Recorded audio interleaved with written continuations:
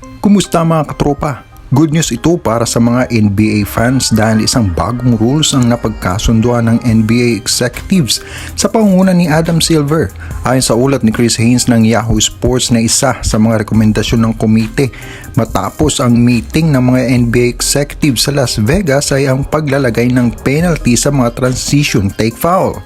Ang transition take foul ay isang foul na taktika ng defensive team para mapigilan ng opensa sa transition at mapigilan ng momentum ng offensive team.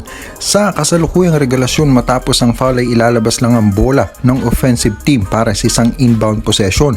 Pero syempre, napigilan na ang momentum ng offensive at nakapag-settle na rin ang depensa ng defensive team.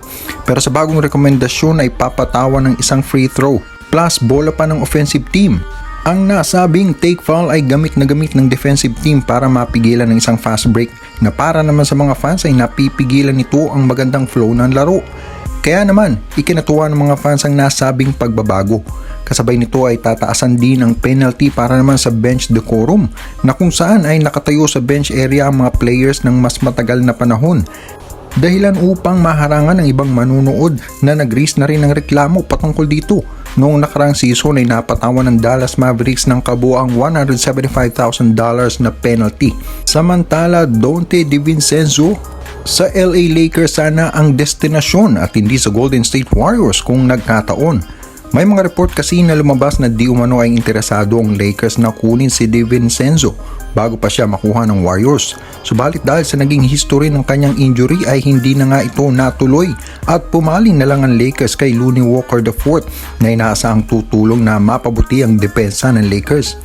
Bagaman solid ang mga performance niya sa Milwaukee Bucks bago ito ma-injured at ma-trade sa Sacramento Kings, ay nagalangan ng Lakers na ituloy ang pagkuha dito.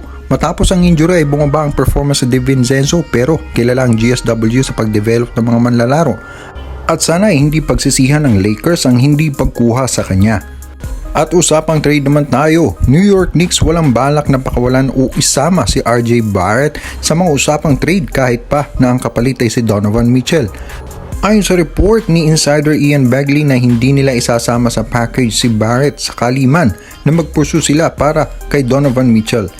Ito ay matapos na pumutok ang mga usap-usapan na open na ang Jazz para sa usapang trade para kay Mitchell.